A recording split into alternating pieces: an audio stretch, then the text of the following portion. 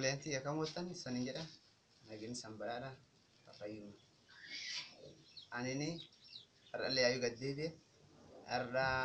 wanni an xiqqoo dubbachuu fedhu waan gabaa tokko dubbachuu fedha waan dubbachuu fedhu ilmeen namaa waaq waliin jiraachuuf akkam ta'uu malti waan jedha dubbachuu fedhu nami akkamiin danda'e waan dansaa waaq irraa eegata yookaan wal dansaan ta'uuf malte yookaan ammallee wanni ani dubbachuu fedhu nami guddoo lubbuu dheerachuu fedha ilmeen namaa guddoo lubbuu dheerachuu fedha lafteen irratti tu lubbuu dheerachuu fedha duum feetu daftee duum feetu lubbuu tanta lafteen irraa dheerat fedha tanaaf wanni ani siin jedhu akkatiin waan qajeeltuu callaa tolchitu kitaab faaruu boqonnaa 34 qajeeltuu 12 jalaalee ati jireenya feetadha ati jireenya feeta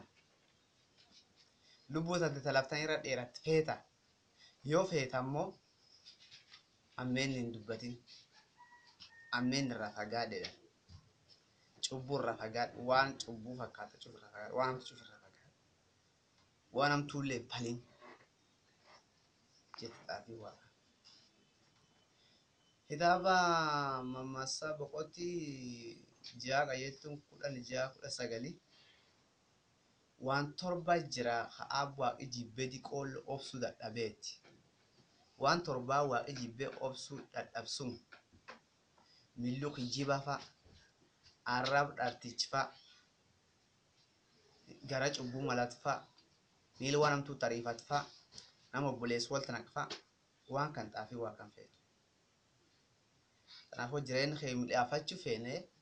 ha jireenya kee jiru teenta midhaat feene laftan irra cubbuu diduu mal waan cubbuu hin dubbatina obboleettii waan hamtuu namatti hin yaadina namallee wal dhabdan namsuni wal dhabdeefettee cubbuu waan inni siin hin jedhin rinkaayi waaqi beekumoo beekuu baate cubbuu namni rinkaayina obboleeyyan barka wanni gis gar abaarsi nama dura qabuufi nami cubbuu namirraa nami amtu namayyaa hagarin waaqum beennaa fayyada ammoo deemina obboleessuufi yookaan obboleettii fi amtu xiyaa nami amtu dubbata nami walamat wal nyaata nami wajja fuula tokko taa'ee nami lama ka waliin ta'a kasila waan qayyattu dubbachuu malee inni waan amtu dubbata waan amtu obboleessuufi dubbata amtu obboleessa dubbata amtu obboleettii dubbata laafin namaa dubbata laafin namaan dubbatina laafin waan jettu qarjir miltan ta'ee jir buqqisii baadee obboleessa keetii baasuutti kameen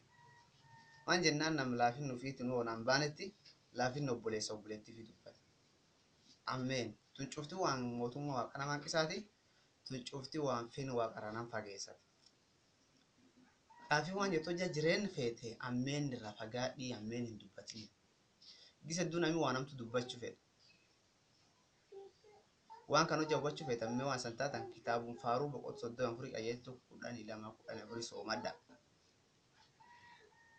waaqi waan hedduu nam seera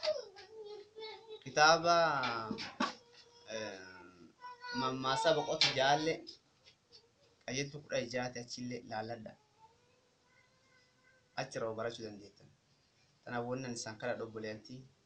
ka waaqillee nallee hubachiise amtu hin yaadina amtu namatti hin falina fulaan wanni amtuun jirtullee ittiin dhiyaatina waan amtuullee irra fagaadha yoo san ammeen duban ka wanni kun cubbuun cubbuedha wanni kun dhugaan dhugaadha garoollee dharaan namaan bayna firaa fiixaan fuula sun hin jirtu warri kee maanguddoon ta'e waan jette obboleessaan keellee ida qarqaaru malee cubbuun qarqaarin jetti tanaaf obboleettii waan dhugaa tochuun amal nu haa taatu san jedha maroon dhageeffatanii fi galatooma galat qabdanii